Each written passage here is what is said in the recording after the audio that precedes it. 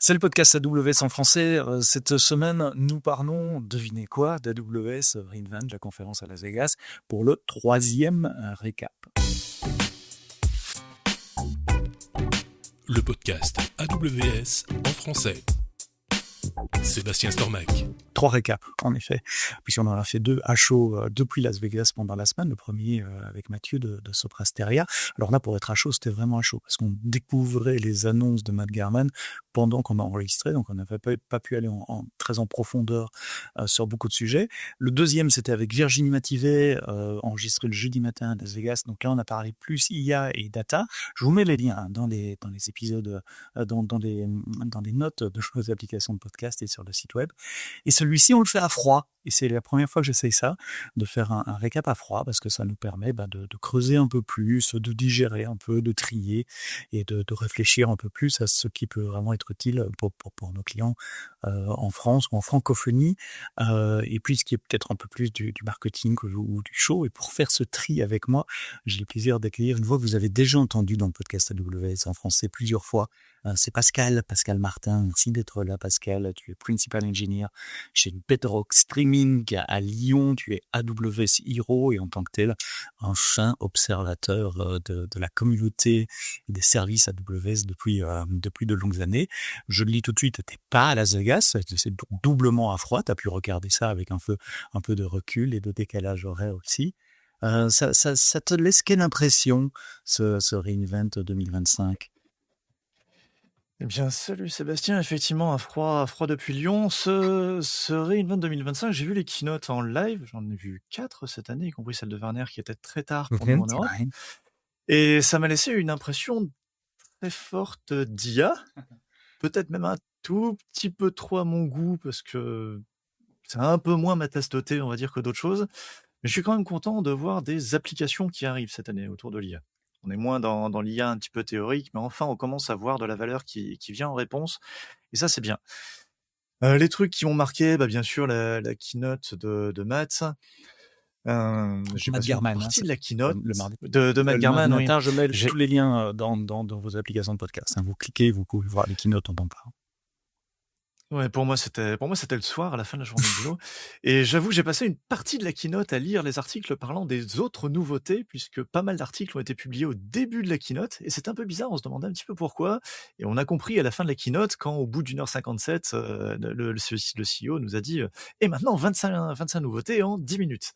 Et la dernière est géniale, donc je me plains pas. Et on va en parler Et puis, bien dans cet épisode. on en parlera. C'est vrai que c'était un format un peu plus loin, ouais. bizarre. C'était 1 heure et demie sur les agents, sur l'IA, sur Kiro, et puis tout ce qui est le cœur du métier, de l'ancien métier d'AWS d'infrastructure, packagé comme ça en 10 minutes à la fin, ce qui est une performance de speaker, soit dit en passant, ce qu'il a fait là, 10 minutes pour 25 annonces, chrono romain. Avec le chronomètre affiché, ouais, c'était assez sympa. Et puis il y avait quelles autres keynotes également? Alors j'ai vu aussi celle de Peter DeSantis, celle de Swami, et puis bien sûr celle de Werner Vogels. Je me suis couché assez tard pour aller à celle de notre CTO.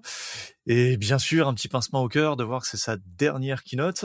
Après 14 ans. Plutôt content d'entendre qu'il part pour de bonnes raisons de ce qu'il nous a dit. Il veut laisser la place aux jeunes, et je trouve que c'est très bien de laisser la place aux voix plus jeunes, aux voix peut-être des gens qui construisent un peu plus maintenant chez Amazon. Et puis un beau message, un beau t-shirt comme d'habitude, avec cette petite citation de Metallica. Et puis j'ai beaucoup aimé d'aller jusqu'à la fin. Tu veux que je la cite peut-être la citation? Ouais, tant qu'à faire.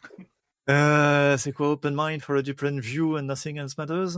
Donc ouvrez l'esprit pour un regard différent et rien d'autre n'a d'importance, si j'essaie de le traduire plus ou moins. Et puis il y avait tout un discours sur le T-shaped aussi, donc l'ingénieur, l'architecte en T, où il faut être à la fois large en connaissance, mais être capable d'aller en profondeur dans certains domaines. Ça m'a fait sourire parce que j'en ai déjà moi-même parlé en conférence, et j'en parlais quand j'étais manager et que mes reports me demandaient un petit peu comment progresser dans leur carrière. Je leur disais une base solide, Donc connaître Git, la CI, la CD, savoir Les écrire du Markdown. réseaux, la sécurité, le chiffrement. Peut-être ça.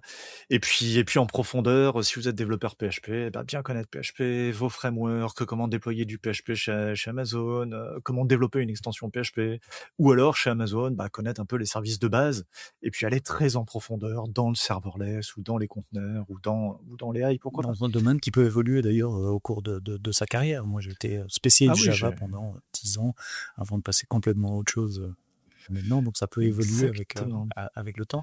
Il y avait un message aussi, il répondait à la question est-ce que les développeurs vont être remplacés par l'IA? Il avait un message assez positif qui disait non, si vous évoluez, si vous apprenez à l'utiliser. Si vous évoluez.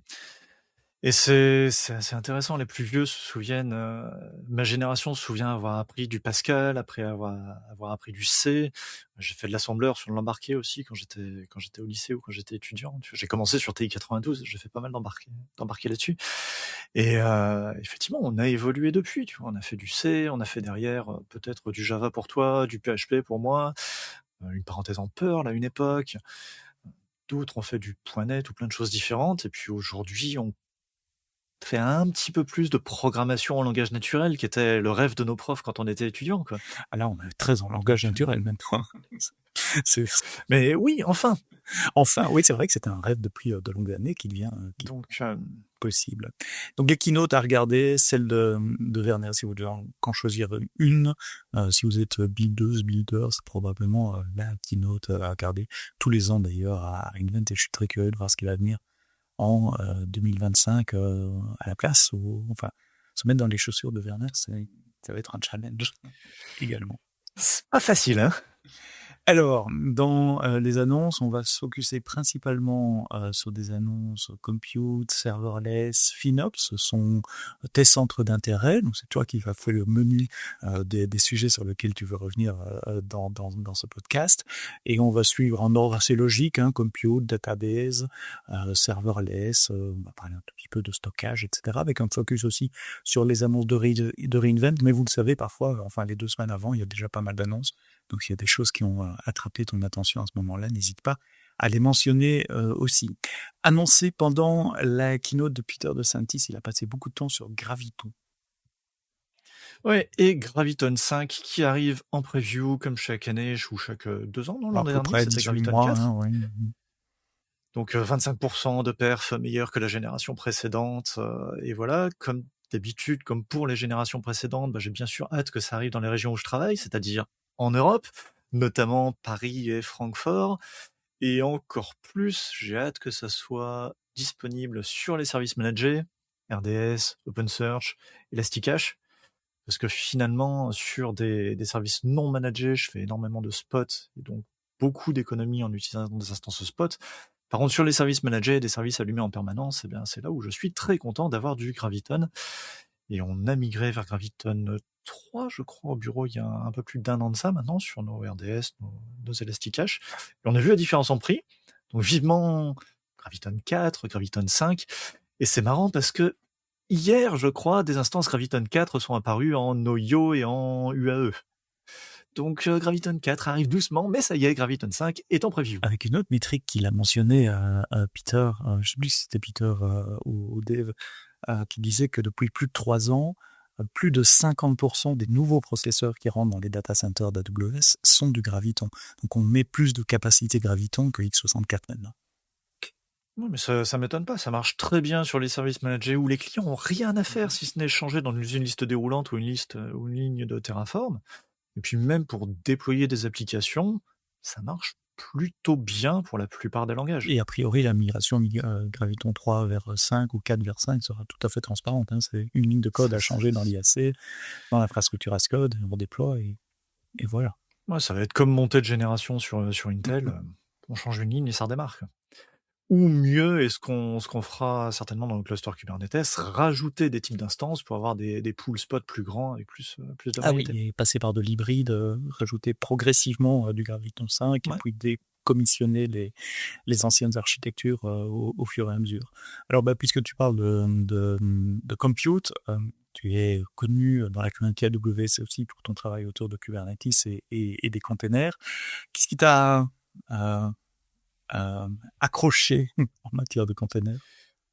Alors, des petites choses sympas pour les utilisateurs, l'intégration de KS dans Backup, par exemple.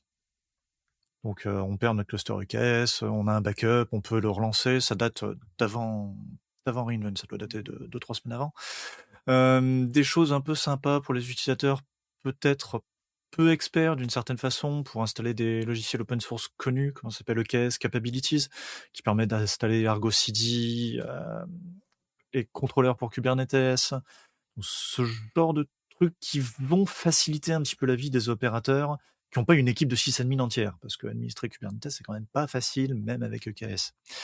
Et puis pour les gros clients, et c'est potentiellement quelque chose qui un jour pourra m'intéresser, le plan de contrôle provisionné pour EKS. Donc on peut maintenant aller au-delà du plan de contrôle tel qu'il est géré par AWS et spécifier qu'on veut un plan de contrôle plus gros, avec 3 offres de taille au-delà des clusters standards. Bien sûr, vont se poser des questions de quel indicateur utiliser pour choisir la taille du plan de contrôle dont on a besoin. Et un bon indicateur qui est donné dans l'article de blog qui annonce la sortie, c'est le scheduling rate de pods par seconde. Donc, si vous avez l'habitude de lancer X centaines de pods par seconde, eh bien voilà la taille à utiliser pour votre plan de contrôle. Si vous en avez plus, prenez la taille encore au-dessus.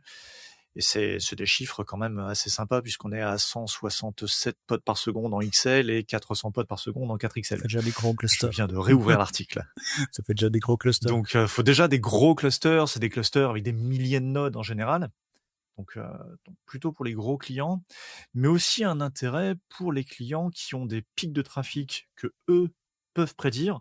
Par exemple, on sait que la finale de football pour la Coupe du Monde, c'est ce soir à 21h. On va vouloir prescaler plein de choses en avance. Et précédemment, on ne pouvait pas vraiment prescaler le plan de contrôle de caisse. C'était une des raisons pour lesquelles certains clients restaient sur du Kubernetes self-managed. Alors, c'était pas une grosse année container. Il n'y a pas eu des grandes annonces container pendant la keynote. Ça peut pas tous les ans non plus. En revanche, le serverless, c'était à la fête et j'ai l'impression que Lambda, je vais pas dire a pris un coup de jeune parce qu'il n'était pas vraiment vieux, ça a 10 ans Lambda et que c'est encore bien utilisé, mais il y a des tas de gros changements, de nouvelles fonctionnalités dans Lambda. Sur les conteneurs, déjà, c'est une bonne chose, je pense, c'est qu'on est enfin sur quelque chose d'à peu près stable. Oui, mature. L'écosystème des conteneurs, il bouge moins. Et c'est pas trop tôt, parce que Kubernetes, ça a 10 ans aussi. Et sur les lambda, il y a 2 choses qui m'intéressent. La première, je sais pas encore du tout comment je vais l'utiliser, c'est les durable functions. Ah, et ça, il faut que tu expliques. Donc, durable functions, ça permet d'avoir une fonction lambda qu'on peut mettre en pause pendant 1 an. Donc on a droit à 15 minutes de compute, comme précédemment, mais ces 15 minutes peuvent être étalées sur 1 an, avec des mises en pause. Et ensuite, on passe par des API pour relancer à partir de là où on en était. C'est disponible uniquement dans une seule région US, en JS et en Python, je crois seulement. Donc c'est encore le début. Et là où je me demande, c'est quand est-ce qu'on va utiliser durable functions versus quand est-ce qu'on utilise step function? Parce qu'aujourd'hui, j'utilise déjà des step functions, je les mets en pause pendant longtemps, pendant des workflows avec des validations humaines, avec ce genre de choses. Et là, Lambda commence à faire un peu la même chose. Donc, d'un côté, je suis un peu partagé entre les deux parce que j'aime beaucoup step function. D'un autre côté, je sais que beaucoup de développeurs trouveront que Lambda Durable Functions est plus facile à utiliser. Ça évite d'apprendre un nouveau service. Donc, je pense que c'est quelque chose qui va rendre service à des développeurs. Bien sûr, ça va moins loin que Step Function, mais il y a des petits cas de workflow un peu simples avec une étape de validation, des choses un peu comme ça. Je pense que les développeurs iront vers Durable Function. C'est ce que j'allais dire. Les étapes, les use cases qui sont mis en avant pour le moment, c'est des workflows extrêmement simples, du paiement, du checkout d'un panier d'achat par exemple. Appel du paiement avec un exemple avec Stripe si je me souviens bien, et puis attendre la confirmation de paiement. Donc on parle pas de massivement parallèle, on parle pas de composants comme le composant map dans Step Function par exemple. On parle pas du tout de parallèle même. Non, il n'y a pas de parallèle, c'est pause et resume. J'ai un peu regardé comment ça fonctionnait, je pensais que c'était des changements dans le control plane de Lambda. Et en fait, pas du tout. Ce sont 2 nouvelles API, une pour faire un checkpoint, pour enregistrer un checkpoint, et une pour attendre. Et ces API sont appelées par le code de la fonction Lambda. Donc, c'est nous, développeurs, qui devons appeler ces API. Et quand la fonction est réappelée, en fait, elle est réexécutée depuis le début. C'est une nouvelle instance de la fonction. Et c'est mon code à moi, développeur. Je dois vérifier, tiens, est-ce que j'ai déjà fait ça? Oui. Si oui, je vais reprendre du contexte le résultat de l'étape précédente pour ne pas les refaire, etc. Alors, pour simplifier justement ce code-là, il y a des SDK qui ont été modifiés. Les SDK, en fait, ce sont des nouveaux SDK. Il y a un SDK pour Java et pour Python, Node et Python. JS et Python. Ouais. Pour le moment, on suppose que les autres vont venir, mais c'est pas un changement dans la manière dont le handler interagit avec le back-end Lambda. C'est vraiment des appels d'API qui permettent d'arrêter l'exécution, d'enregistrer des checkpoints et un statut, et puis de récupérer le statut des anciens checkpoints quand on revient. Donc, c'est une question de temps pour que d'autres SDK dans d'autres langages apparaissent également. Mais oui, je suis comme toi, curieux de voir les cas d'utilisation.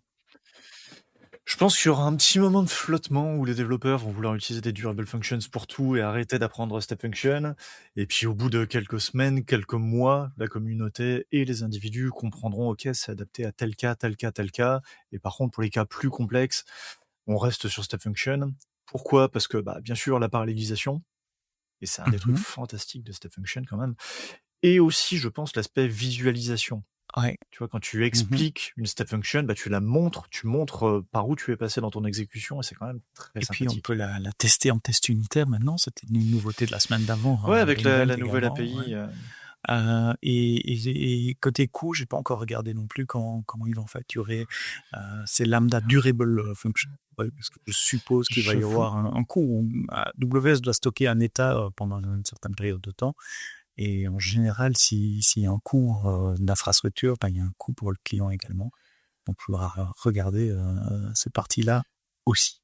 J'avoue, je n'ai pas tellement regardé le coût non plus, mais oui, un petit coût, c'est normal. Enfin, on utilise des services managés qui nous simplifient la vie, et c'est normal de payer un petit peu pour sa simplification. L'autre grande nouveauté, Lambda sur EC2. Eh bien, l'autre grande, elle est surprenante, c'est Lambda sur vos instances EC2.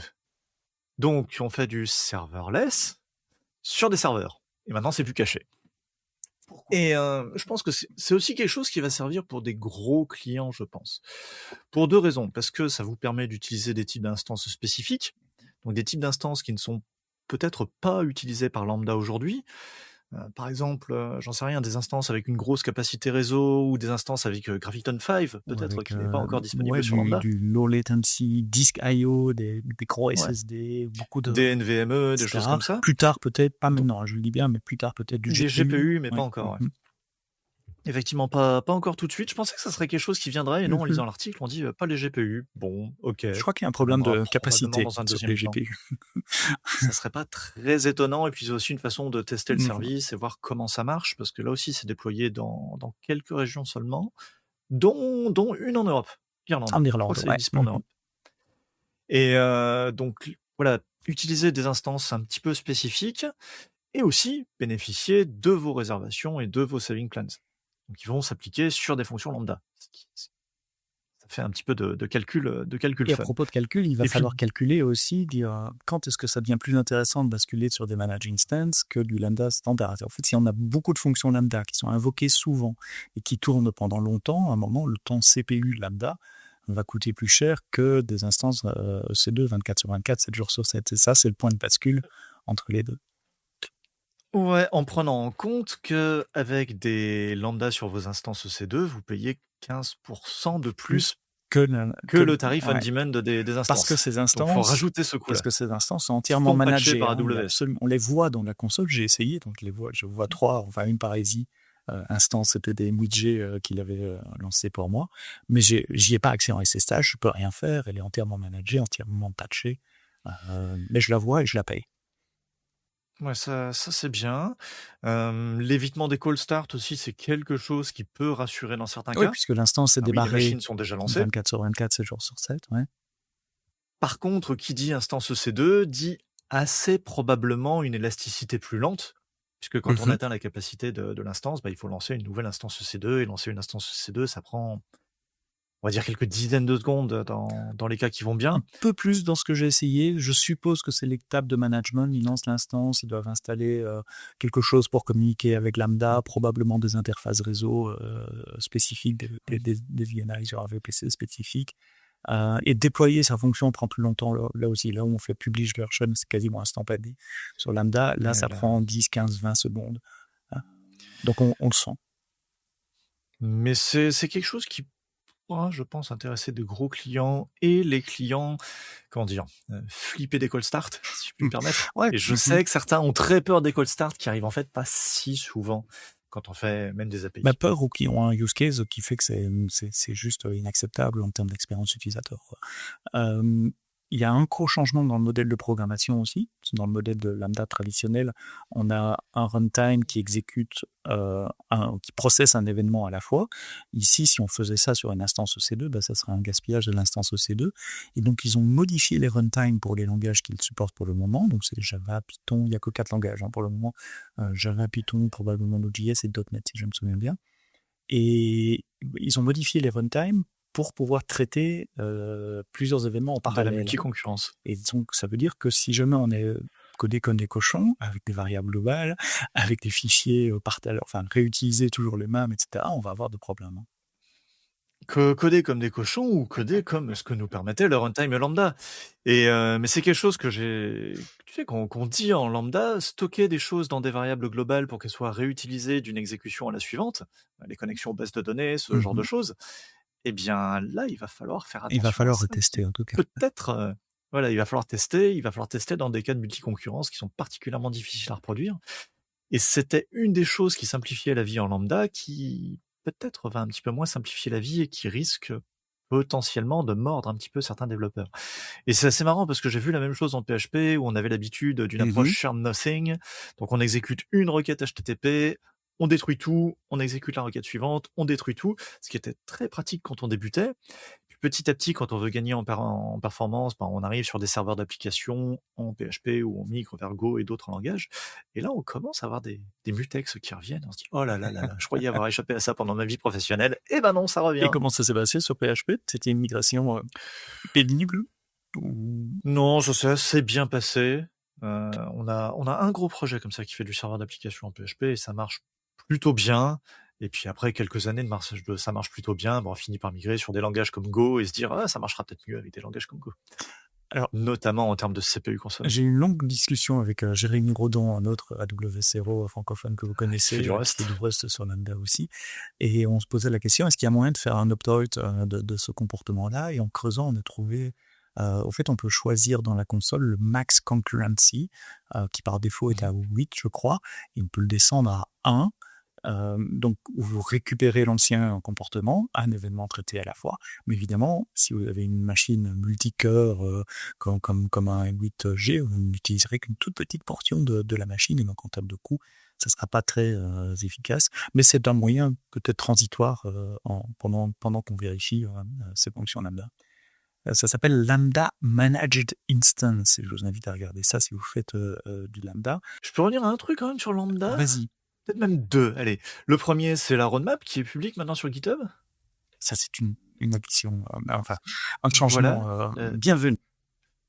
La transparence bienvenue, c'est quelque chose qui était fait pour EKS déjà depuis quelques années. C'est bien de voir que ça arrive sur d'autres services. Et puis Lambda et IPv6 qui élimine le besoin d'une NAT gateway pour sortir vers Internet quand une Lambda est connectée à un VPC. Et les NAT gateways, ça coûte cher. La peau des fesses. Et Rust est officiellement supporté aussi, ça va faire plaisir à Jérémy. Effectivement. Faut le mentionner. On a parlé de Lambda, on a parlé de Step Function et des nouveautés. Passons au niveau du stockage. Je sais pas, on commence par le plus gros chiffre de Reinvent, peut-être. J'ai du mal à voir à qui ça va servir. 50 téraoctets pour un fichier sur S3. Donc c'est la limite. Même en faisant de la vidéo. C'est la limite pour un fichier. Objet. Donc c'était 5 téras. Avant, et on a fait x10. Donc maintenant, vous pouvez stocker des fichiers qui ont 50 téras. À quoi ça sert un fichier de 50 téras? Si vous avez un cas d'utilisation pour un fichier de 50 téras, dites-le moi, laissez un commentaire sur les réseaux sociaux. Toi, tu dis vidéo, J'avoue que non. Alors, celui qui est moins bien à vidéo, non, l'esprit, pas c'est tellement. les large language models, les anthropiques, les méta, ils ont peut-être des fichiers de 50 Tera. Ça, ou dans la recherche, tu Même vois, la les recherche grands labos de fondamentale, recherche, ouais. peut-être, qui font des trous noirs, de la recherche sur les trous noirs, les accélérateurs de particules, des trucs comme ça, peut-être. Enfin, 50 Mais Tera, ça rêve 50 beaucoup. Tera, faut pouvoir les charger en mémoire pour les Ouais, travailler, il quoi. faut un gros disque externe pour le stocker. Et le coût de Donc, sortie. ouais, celui-là qui est assez marrant. Et l'autre qui est pas mal, c'est les améliorations sur S3 Lens, les nouvelles métriques, pour comprendre un petit peu mieux ce qu'on a dans un bucket, puis comprendre pourquoi, au bout d'un moment, ça coûte cher. Et c'est quelque chose qui peut servir et qui m'aurait servi au bureau il y a quelques semaines. Bah ouais, on utilise des outils qui stockent des choses sur S3, y compris des outils propriétaires ou des outils SaaS. Et puis après, on a plein de choses dans S3. On se dit, mais qu'est-ce qui est dans ces buckets S3? Et bah, avec un outil comme Storage Lens, on arrivera à avoir un petit peu plus d'infos. Et ces nouvelles métriques peuvent être pratiques. Alors, je sais que ça t'intéresse moins, mais c'est toujours sur S3 et particulièrement sur S3 Table, donc qui a été lancé l'année passée, qui est un type j'allais dire de vecteur, maintenant de bucket spécial pour stocker des données tabulaires au format iceberg. Annonce du support de la réplication multi-région, donc pour automatiquement répliquer dans une autre région à haute table, et du intelligent tiering pour réduire les coûts en fonction de l'usage, comme il y avait déjà d'ailleurs sur les buckets S3 traditionnels. Là. Ouais, Intelligent Tiering, qui est la nouveauté Reinvent que j'ai activée le plus vite, je crois, dans l'histoire de Reinvent que je suis. Le jour même. C'était il y a longtemps, mais le jour même où on a coché la case, c'était pas encore supporté par Terraform, on a coché la case quand même. Sécurité, c'est un des rares trucs qu'on ait fait à la main. C'était pas une grande année sécurité, j'en ai déjà connu des années où on parle énormément de sécurité. C'est peut-être aussi la preuve d'une certaine maturité dans les services de sécurité, de conformité. Mais t'en as quand même remarqué 2 ou 3? Ouais, il y en a 2-3 petites choses, genre GuardDuty qui fait des améliorations de détection sur ECS et sur EC2, GuardDuty aussi qui scanne les backups à la recherche de malware, des choses qui peuvent servir. Qu'est-ce qu'il y a d'autre d'intéressant potentiellement dans le futur, qui serait intéressant dans le futur, la rotation automatique des secrets pour les SaaS. Et je dis dans le futur parce qu'aujourd'hui, ça supporte que 3 partenaires, il me semble, donc un petit nombre. Mais dans le futur, j'aimerais bien avoir une rotation automatique des secrets pour d'autres partenaires. Donc ça, c'est un truc que je vais suivre dans les prochaines années. Et puis après, S3, bloc public access, maintenant qu'on peut forcer au niveau de l'organisation. c'est pas mal. Et je pensais que ça existait déjà. Du coup, en voyant la news, j'ai fait on ne pouvait pas. Ça n'existait donc pas déjà. Voilà, exactement. Ça m'arrive parfois. Et puis un petit peu plus d'accès facilité avec la nouvelle version de Security Hub qui t'agrège un peu plus d'infos. J'ai pas encore regardé, mais je sais qu'il y a une nouvelle version de Security Hub qui est partie gérer. Alors, c'est lié à la sécurité et à l'IA. On met de l'IA dans la création de politiques IAM. Ouais, il y a ça qui est peut-être bien. C'est un des trucs que je veux tester avant de dire si c'est bien ou si c'est pas bien. Pour te faire ton avis. Non, qu'est-ce que c'est ? C'est un nouveau serveur MCP qui va analyser votre code et qui va aider votre agent AI à générer des policies IAM. Donc sur base de langage naturel. Regardez ce que fait votre code. Ah oui, sur base du code. En analysant ton code, ça va t'écrire une policy IAM qui donne les permissions d'accéder aux ressources auxquelles tu accèdes. Et je sais qu'écrire des IAM, c'est douloureux, c'est peu apprécié des développeurs. Donc avoir un outil qui facilite les choses, j'ai envie de trouver ça intéressant. Ce serait bien s'ils pouvaient aller chercher CloudTrail en même temps et voir le code et CloudTrail pendant une période de temps pour vraiment trouver le sous-ensemble minimum des politiques qu'il faut être chouette. CloudTrail, il y avait un outil qui le faisait déjà. Pas un outil officiel, je crois, mais il y avait un outil qui le faisait, il me semble. Mais pas basé sur de l'IA, c'était plus un outil traditionnel. Mais alors, il est peut-être très bien, il ne faut pas que ce soit basé sur de l'IA pour... Mais partir du code, c'est aussi une bonne approche. Et puis le code a raison, après tout. Mais attention, utilisez ça comme point de départ et faites des revues sur le code généré, validez les IAM générés, peut-être modifiez-les pour atteindre le principe de least required privilege. Ne donner que les permissions qui sont nécessaires. Et j'apprécie que l'article de blog qui parle de ce nouveau serveur MCP lui-même dise attention, revoyez le code avant de l'appliquer. Donc bon, j'aime mon côté prudent a un peu peur des collègues qui vont peut-être pas être suffisamment critiques sur le code pondu. Voilà. Alors on a tendance déjà, il y a un petit peu ça qui peut être inquiétant. On a tendance déjà à faire ça dans le code lui-même. Mais alors, quand on le fait au niveau des Oui. politiques de sécurité, il y a quand même un degré de risque encore en plus.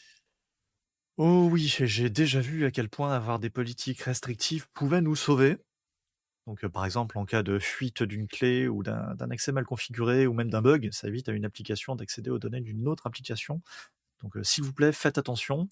Et pour l'instant, ça marche avec Python, Go et TypeScript. Ça, c'est analysé, c'est le code de ces 3 langages. Mais c'est un des trucs que ouais, j'ai envie de voir mes collègues le tester et aller lire leur pull request derrière pour voir ce que ça a fait. Alors, une toute petite news en passant, ça vaut peut-être pas la peine de passer beaucoup de temps dessus, mais c'est important pour ceux qui font de la sécurité aussi. Et pour moi, ça fait partie de la catégorie de news, comme tu disais, je pensais que ça existait déjà. J'étais surpris de voir que c'était là. C'était la BAC sur S3. Tu peux brièvement expliquer ce que c'est? Eh ben, alors je vais essayer en une phrase. On peut maintenant filtrer nos politiques IAM pour donner accès à des buckets ou des objets en fonction de tags. Donc, Donc dire par exemple, ce bucket appartient à l'équipe Toto, donc l'équipe Toto y a accès. eh ben, je pensais que c'était déjà disponible depuis longtemps sur C'est un sur rollout qui se S3. fait progressivement service par Ouais. service. C'est arrivé sur DynamoDB il y a quelques mois.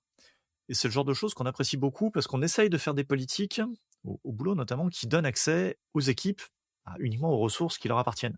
Et donc utiliser des ABAC pour ça, c'est extrêmement pratique. Ça peut te permettre de diminuer le nombre de rôles, et plutôt que d'avoir des dizaines et des dizaines de rôles et de croiser les rôles entre eux. On associe des tags aux policies et des tags aux personnes, ou aux rôles. Ouais, et puis au lieu de faire des choses un petit peu moches, du genre dire, bah ok, ce rôle a accès à tous les buckets dont le nom commence par le nom de l'équipe, maintenant on se base sur un tag, c'est quand même vachement plus propre. Alors, ça c'est cool aussi. toi qui cherches toujours à diminuer l'augmentation de tes coûts sur AWS, côté base de données, il y avait quelque chose où tout le monde a applaudi pendant la keynote. Oui, le One More Thing de Matt Garman, effectivement, la toute dernière chose à la fin des 25 nouveautés en 10 minutes après 1h57 DI. Enfin, quelque chose qu'on attend depuis, tu sauras me dire, mais les Saving Plans de C2, c'est sorti quand? Il y a 6 ans, 7 ans? Il y a longtemps. Je n'ai pas Il y a sûr, longtemps. mais ça fait... Et le Ouais. jour où c'est sorti, on a demandé à notre solution architecte quand est-ce que ça arrive pour les autres services managés. Et ça y est, enfin, les Database Saving Plans. Donc moi aussi, j'étais comme un gosse là en train de regarder et de dire « Ah ah !» Et ça a été annoncé, on était le 2 décembre au Et tu soir, l'as je activé crois, le en 3 le France. matin. Le 4 décembre, on a discuté avec les collègues sur qu'est-ce qu'on allait prendre comme database saving plans, parce qu'on a l'habitude de faire 2 passes annuelles. Donc 2 fois par an, on fait une passe sur nos réservations et nos saving plans, et on fait une passe mi-décembre, fin décembre, tous les ans. Et donc là, c'est tombé juste au bon moment. Tu rappelles peut-être un peu ce que c'est un saving plan? Donc l'idée, c'est Ouais, d'acheter de on s'engager à une achète de dépense. l'argent. Ouais. C'est ça, on s'engage sur un certain montant. Donc on dit, toutes les heures, je vais payer $1 ou $10. Et ça nous permet de faire une économie qui va de 15-18% jusqu'à 30-35% selon les services et les fonctionnalités. Donc en échange de cet engagement, le prix par heure ou par terabyte est un petit peu est plus plus bas que le prix liste. Et c'est très adapté si vous avez des charges de travail qui sont assez constantes. C'est peu adapté si vous avez des workflows qui sont très variables. C'est pour ça que j'utilise beaucoup d'instances spot dans nos clusters Kubernetes. Et là, ces database saving plans sont génialissimes. Ils sont cross-service et ils sont cross-région. Donc, on peut faire des database saving plans sur RDS, DMS, Elasticache, DynamoDB on Demand. C'est fantastique. Alors, j'ai un mais, bien sûr. Le dernier mais, c'est que OpenSearch n'est pas un service database chez AWS et c'est très dommage. il est Ça pas veut dire que les couvert, database saving plans ne s'appliquent pas sur OpenSearch. Donc là, on va rester sur des réservations pour nos OpenSearch. Mais j'aime beaucoup la souplesse de ces database saving plans qui couvrent jusqu'à DynamoDB on Demand et ça va faciliter les Et migrations. donc, il couvre Ok, à la on fois arrête ce projet qui était en RDS. Et donc, il couvre à la fois le compute et le stockage également. Tu peux t'engager sur une capacité. Je suis désolé. Vu que c'est des montants. Ah oui, c'est un montant. J'ai pas regardé en détail jusqu'où ça s'applique parce que je suis parti en congé le lendemain. Mais donc le 4, on a fait notre réunion et le 5, je suis parti en congé. Ça s'applique sur le service, donc j'imagine que ça couvre un petit peu tout. L'ensemble, probablement. C'est une bonne question. On va regarder dans le détail. Donc, dans les saving plans, vous pouvez aussi, c'est comme les reserve instance, on peut committer sur une période de temps, 3 mois, 6 mois, 1 an, si je me souviens bien. Je suis pas spécialiste, c'est toi qui es spécialiste. Pas 3 mois Non, ni 6 mois, c'était les reserve instance. c'était 1 an ou 1 an, 3 ans, d'accord. Et sur les saving plans EC2 et Compute, c'était 1 an et 3 ans, y compris en région européenne. Sur les réservations DynamoDB, c'était 1 an ou 3 ans. Mais à Paris, c'était que 1 an, par exemple. Et là, je crois que ce n'est que 1 an pour commencer. Il me semble, les database saving plans, que c'est que 1 an pour l'instant. Je mettrai le lien dans les notes du podcast. Vous pourrez cliquer sur le lien et regarder. Tant qu'on parle d'économie de coûts, il y en a côté réseau également qui ont été annoncés juste la semaine avant reInvent. C'était sur CloudFront. Oui, quelque chose qui va, je pense, beaucoup rassurer les individus, donc les gens qui font des sites un petit peu, des sites perso ou des petits projets perso, et aussi les petites entreprises. Ce sont les plans à tarif fixe sur CloudFront et d'autres services, parce que ça couvre aussi WAF, ça donne un peu de crédit S3, ça couvre les logs, ça couvre Route 53. Mais c'est quelque chose, je pense, pour les individus ou les petites entreprises, pouvoir dire, OK, je paye un prix fixe tous les mois, le même prix fixe, et ça va De 0. 15 à 1000 $ par mois. Non, de 0. Avec un plan gratuit aussi. Oui. Il y a un plan gratuit, mais qui est plus limité. Mais pouvoir dire, OK, je paye 15 $ par mois pour mon site, ou 200 $ par mois, ou 1000 $ par mois, selon le plan qu'on choisit. Et ce prix est fixe, donc c'est jamais moins, jamais plus. C'est une sécurité, je pense, pour les petites entreprises qui sont parfois un petit peu effrayées des tarifications Amazon. Bah ouais, on paye à la demande, donc à l'usage. Et l'usage varie, donc le prix varie. Et les CFO ont des fois du mal un petit peu. Avec quelque chose de pas mal, parce que ils ont appliqué la même politique que les opérateurs téléphoniques, si on dépasse son forfait, on n'est pas bloqué, le site web ne disparaît pas d'Internet, il est juste throttlé, donc il sera un tout moins performant. Et on a un indicateur très clair avec une espèce de barre de progression en vert et puis en orange et en rouge qui nous dit où on en est. Donc tous les jours, on peut aller regarder où on en est dans son forfait, et éventuellement racheter le forfait complémentaire pour 1 mois éventuellement avant de redescendre. Donc ça a l'air assez facile à utiliser et très flexible. Ouais, ça a l'air assez sympa. Le throttling, on ne sait pas à quel point ça sera throttlé, mais ni comment. Soyez raisonnable, bien sûr, que le but c'est pas de faire un site de diffusion de vidéos sur un plan à 15 $ par mois, quoi. Enfin, c'est faire le YouTube sur le plan gratuit. Yeah. Oui, bien sûr.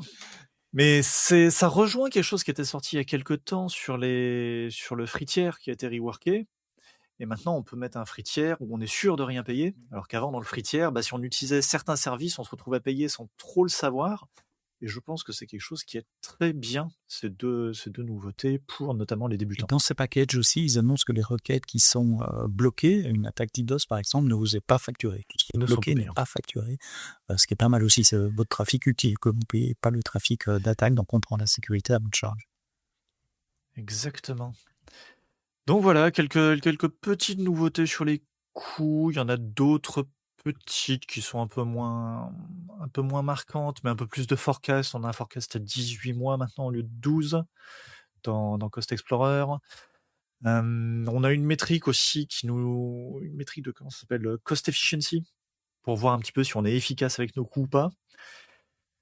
Je me dis que ça peut aider les entreprises qui partent de très loin, ou aider à montrer à votre direction que vous savez à peu près ce que vous faites. Et c'est des fois une des difficultés qu'on peut avoir, c'est dire à notre CTO, notre CEO, si le travail qu'on fait pour optimiser nos coûts, il porte ses fruits, on est plutôt bon. Là, on a un indicateur qui, en un chiffre, nous dit on est plutôt bon ou on est très mauvais. Ça, c'est plutôt cool. Des tiers différents sur Amazon Bedrock aussi, quand on parle d'AI. Donc, payer plus cher pour ce qui doit répondre tout de suite et moins cher pour ce qui peut répondre en arrière-plan. Donc voilà, ce genre de choses qui sont assez sympas. Puisque tu le mentionnes, l'IA, on va quand même parler un tout petit peu d'IA. De nouveau, tu l'as bien dit au début, c'est pas le domaine dans lequel tu travailles, qui t'intéresse le plus, mais le grand thème de cette année, c'était quand même les agents, avec un nouveau mot marketing qui était introduit déjà par Matt Garman, les Frontier Agents, les agents frontières. Quand je devais l'expliquer à des journalistes à Las Vegas, je disais, voilà, les agents jusqu'à présent, c'était des trucs qui tournaient sur mon laptop. Si je ferme mon laptop, c'est terminé. Là, maintenant, les agents, ils tournent dans le cloud, et donc ils peuvent tourner pendant des semaines, pendant des mois. Ça veut dire qu'ils doivent gérer du contexte et avoir de la mémoire pendant des mois, mais ils peuvent faire des choses plus utiles aussi. Et il y en a 2 essentiellement qui ont été annoncés de ce type d'agent, un agent sécurité et un agent DevOps. Ouais, le premier que j'ai envie de voir en action, c'est l'agent DevOps, donc quelque chose qui va aller aider à investiguer en cas d'incident en production, en corrélant les métriques, les logs, les déploiements, et puis poster des mises à jour à son opérateur humain pour venir l'enrichir d'une certaine façon. Disponible uniquement en US East One, mais c'est monitorer les ressources dans d'autres régions. Donc ça peut être assez intéressant. J'ai envie de le voir sur un vrai Sur incident un de vrai, production. ouais. Alors je devrais pas dire ça parce que j'ai pas trop envie que ma prod soit tombée, mais voilà, j'aimerais bien le voir sur pas forcément un incident critique, mais un incident un petit peu chatouilleux, une instance qui devient folle, une base de données RDS qui souffre un petit peu, et voir qu'est-ce qu'il fait et comment il complète La l'humain. promesse, c'est de corréler des logs de différentes sources, CloudWatch, CloudTrail, mais aussi d'aller sur GitHub ou GitLab pour voir s'il y a eu des déploiements récents, prendre des sources de Splunk, de Datadog, de ServiceNow, de croiser tout ça et d'essayer de faire une investigation. L'idée, c'est quand le on-call engineer se connecte, que le gros soit déjà dépatouillé, qu'il ait en tout cas des pistes pour lesquelles chercher, des choses que l'agent aura fait en tâche de fond. Ouais. Et pour l'instant, l'agent n'agit pas. Donc il peut donner des conseils, il peut corréler, pas encore agir. C'est peut-être quelque chose qui viendra dans 6 mois, dans 1 an, je sais pas. Mais ces problématiques de corréler des métriques et des logs, on le voit quand on arrive en cas d'incident, surtout quand on est la personne on call pour toute une plateforme et on peut pas connaître tous les composants de la plateforme en détail. Et peut-être qu'avoir quelque chose qui nous aide en allant chercher ces informations, ça peut être intéressant. Et je me souviens d'un incident où on a perdu notre plateforme de métriques pendant l'incident. On était content d'en avoir d'autres sur CloudWatch, parce qu'on utilisait assez peu CloudWatch, mais on avait quand même CloudWatch en secours, sauf que CloudWatch, c'est quelque chose qu'on utilise très peu. Donc, ça n'avait pas l'habitude C'était assez douloureux d'aller fouiller dans chercher CloudWatch, les on n'avait données. pas l'habitude, on n'avait pas les automatismes. Je termine sur DevOps. L'interface est assez sympa parce qu'il y a une application web qui peut être distribuée aux opérateurs, aux DevOps, toutes les règles IAM, Single Sign-On, etc. pour les DevOps, donc ils n'ont pas besoin d'accès à la console. D'ailleurs, c'est moi qui ai écrit le blog post d'annonce, donc j'ai eu la chance de pouvoir jouer un peu avec le truc avant. Et pour ma démo, comme dans les blog posts, on fait toujours une démo, j'ai fait une fonction lambda qui plante volontairement, throw error, et dans la console, je lançais ma fonction, puis je laisse le truc analyser, il se déclenche tout seul sur l'alarme, etc. Il analyse, il trouve la fonction lambda, et puis il m'a presque engueulé à la fin en disant oui, mais c'est une fonction qui génère des erreurs volontairement, c'est à telle ligne dans telle code source. Donc le comportement, vous voyez, tout à fait normal, il faut changer ce comportement-là. Et alors évidemment, c'est loin d'un cas complexe, d'un incident de production comme tu en parles, toi. Et je suis très curieux de voir aussi comment il va se comporter dans la réalité. Ouais, je suis curieux de ça, et je suis curieux de voir comment est-ce qu'on configurera cet agent. Est-ce qu'on préférera lui dire monitor ce petit ensemble, ce petit ensemble, ce petit ensemble, investigue sur chacun différencié, ou est-ce qu'on lui dira, en fait, voilà, toute ma plateforme, débrouille-toi avec. Il y a les deux, donc il y a le concept de workspace. Il y a les deux modes. Et on définit un workspace soit sur un stack CloudFormation, donc il se limite à ça, soit à un compte, ce qui est déjà un peu plus large, soit encore plus grand, multi-compte, etc. Là aussi, je crois qu'il va falloir un peu de temps pour que les meilleures pratiques se dégagent. Il va falloir essayer, tester et voir ce qui fonctionne le mieux. Ce que j'ai envie de le faire, c'est de l'activer en multi-compte, parce que notre plateforme est en multi-compte et même multi-région sur certains composants. Et c'est là où c'est difficile d'investiguer. Si on se dit juste une fonction lambda ou juste un conteneur, c'est facile d'investiguer. Mais investiguer sur l'ensemble d'un système distribué, je suis très curieux de voir comment ça marche. Et donc le deuxième, c'est la sécurité. Le deuxième, c'est la sécurité. Effectivement, Security Agent, pareil, qui vient enrichir le support en apportant des informations et des enrichissements en cas d'incident de sécurité. Et donc lui, il est lié à Kiro. Alors Kiro, c'est l'outil de développement l'IDE agentique, donc avec des agents. C'est un fork de Code OSS. De VS Code. Ouais, dans la version un peu de source de VS Code. Donc on est directement à l'aise en tant que développeur. On a juste un petit bouton avec le fantôme en plus. Et donc c'est lié à Kiro, mais comme c'est un agent en frontière, ça ne tourne pas sur Kiro, sur mon laptop, ça tourne dans le cloud. Et donc maintenant, il y a une console Kiro également. Dans la console, si vous copiez Kiro, vous avez la gestion de vos plans, du single sign-on et la gestion des agents qui est en preview, il faut s'inscrire. J'ai pas réussi à m'inscrire d'ailleurs, je sais pas pourquoi. Je n'ai encore investigué ça, pourquoi j'y ai pas accès. Mais voilà, ça va venir très rapidement. Ça, c'était pour la partie IA. Je regarde un coup d'œil sur l'heure. On est bien, là. Ça fait presque 45 minutes qu'on discute. Tu avais encore retrouvé 2-3 petites choses annoncées avant reInvent. Ouais, il y en a, allez, 2. Mhm. Je retourne, je vais m'arrêter à 2. Il y en a 2 qui sont bien. La première, c'est AWS Capabilities, qui a une interface pour voir nous-mêmes dans quelle région, quels services et quelles fonctionnalités sont disponibles ou non, avec une vue sur le futur, à la maille trimestre. Et quand on veut déployer sur plusieurs régions, c'est top de voir quels services sont disponibles ou pas dans les régions qu'on Avec envisage. une grosse Avant, granularité, ça c'était... descend jusqu'au type d'instance, si je me souviens bien. C'est Quel assez type précis, ouais. d'instance Ça sera descend aux disponible fonctionnalités. à Paris à Donc partir de telle date à partir de tel ou tel trimestre. trimestre. Ouais. Et alors, Mais c'est quand même bizarrement, c'est pas plutôt pas mal. Et c'est pas avant, dans la console, c'est dans le Builder Center. c'était dans Builder Center, Mhm. oui, ça s'appelle Capabilities ou Fonctionnalités, je crois, en français. Et ça veut dire qu'on n'a plus besoin de passer par nos SA et nos TAM comme on le faisait avant. Au fait, tel service, est-ce qu'il est disponible? Attends, il faut que je demande à service team, machin. Non, maintenant, c'est bien, c'est renseigné. Et Question naïve, parce que je n'ai pas regardé en détail. Est-ce que tu sais s'il y a une API, si c'est consommable programmatiquement, ou c'est juste une interface web pour le moment? j'ai pas trouvé d'API pour l'instant. Probablement juste une Peut-être quelque interface chose web. qui est en arrière-plan, ça arrivera peut-être à terme. Mais déjà en interface web, c'est déjà pas mal. plutôt Hein. bien. Mhm. Et genre, on peut taper, je sais pas, j'ai fait un test, j'ai tapé CloudFront dans EUS3, EUS1 et EUSCD East1, Explique, c'est quoi ce ça? qui est ESCD, European Sovereign Cloud, donc une nouvelle qui n'est pas région encore lancée. Hein. qui n'est pas encore lancée, qui est annoncée pour fin décembre 2025. Ouais, On va voir, ça approche. je dis, ouais, ça sera plutôt janvier, d'après ce que je sais pour le moment, Oh, mais ça reste très bientôt, dans les semaines qui viennent. Donc, je suis European déçu. Sovereign Cloud. Ah, d'ailleurs, je suis un peu. Je me souviens de la région Paris qui devait sortir en fin 2017 et qui était sortie le 18 décembre. Ah là, c'était vraiment fin 2017. Ouais. D'ailleurs, on parlera de European Sovereign Cloud la semaine prochaine avec un épisode entièrement dédié à ça, avec Stéphane Adinger, que vous connaissez peut-être, qui est le directeur technique d'AWS France. Donc maintenant, on peut voir. Et donc, il est déjà visible, tu dis, on voit déjà de fonctionnalités. Ouais, c'est déjà visible. Si on tape CloudFront, ça nous dit que CloudFront est disponible à Paris, est disponible à Dublin et devrait être disponible Q4 2026 dans cette nouvelle région Sovereign Cloud. Si on tape, je sais pas, un autre exemple, par exemple DSQL, qui est la sortie de l'année dernière pour moi, et ben DSQL, on voit que c'est prévu pour European Sovereign Cloud sans donner de date. Je dirais. Paris. Ouais, sans donner de date. Paris, ça y est déjà. Et même chose, Paris, ça y est déjà, oui, bien sûr. Okay. Francfort aussi, très bien. Et on voit même à la maille feature que DSQL intégré à backup est prévu. Et je sais plus quel service j'avais cherché où on voyait la fonctionnalité qui existe, mais elle n'était pas encore intégrée à backup. Par exemple, EKS, ça devait être le cas jusqu'à il y a quelques semaines. C'est un vrai changement de mentalité, hein, parce qu'on l'a dit au début, il y a certains services qui ont le roadmap en open source, sur GitHub typiquement, ECS, maintenant Lambda également, mais c'est du un peu macroscopique de disponibilité dans la région, c'est complètement nouveau, c'était des informations qu'on donnait au compte-gouttes sous contrat de non-disclosure auparavant.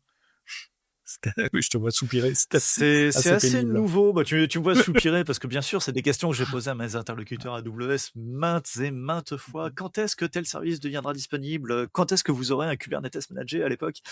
Et j'avais accès à la preview assez tôt. Et effectivement, AWS communiquait pas du tout autour de ça. Donc maintenant, c'est bien de voir que ça s'ouvre. Et je pense que ça met en confiance. Oui. Et je vais même dire un truc à l'inverse de ce que j'aurais dit il y a presque un an maintenant. L'an dernier, l'arrêt de Code Commit de façon assez brutale. Cette année, Code Commit qui est revenu. Et ben, je pense que c'est bien de voir qu'AWS écoute encore ses clients. Et quand on lit l'article de blog, on voit, bah ouais, on vous a écouté et bon, bah on a pris la décision de relancer Code Commit. Ah bon, c'est bien. Je suis un peu inquiet. J'ai un autre point de vue. Je suis un peu inquiet sur la confiance. Si on fait ça trop souvent, diront-tu ce produit? Bah non, finalement. Faut pas le faire trop souvent. Ouais, c'est la première fois que ça arrive. Hein, en 20 ans, faut quand même dire. Déjà, faut pas le faire trop souvent. Vous avez maintenant une page où vous affichez les services qui vont disparaître dans un moment aussi. Donc ça, c'est bien en termes de transparence, qui sont plus maintenus. Donc je pense que la confiance, ça se construit en étant transparent ou en devenant transparent. Donc, continuez. Donc là, oui, pour Code Commit, je crois qu'on a fait la bonne chose. C'est niche. Hein. Code Commit, c'est un service Git Manager, si vous ne connaissez pas, mais qui tourne dans le périmètre de la sécurité de votre compte AWS. Et donc, pour les grandes entreprises qui ne veulent pas avoir à gérer de la sécurité extérieure sur GitHub, GitLab, qui veulent tout avoir dans le périmètre AWS, bah, c'était très, très pratique. Ou ça servait des fois pour faire des miroirs de repository GitHub et les avoir chez AWS. Je l'utilisais pour ça des fois. Et puis, on avait dit deux dernières. Une dernière Une dernière pour clôturer cet épisode. Eh bien, La dernière, c'est qu'est-ce qui se passe quand la région Nord Virginie du Nord s'écroule, quand US East One s'écroule, quelque Je chose vois qui pas à quoi arrive tu de fais, temps en je vois temps. pas à quoi tu fais allusion. Non, ça c'est arrivé une fois cette année encore. Et le control plane, donc le plan de contrôle de certains services, je pense à Route 53, je Un pense à DNS. l'IAM, est en US East One seulement. Et ben c'est un point de douleur quand cette région est en panne, on ne peut plus administrer ce node DNS, on ne peut plus administrer nos IAM.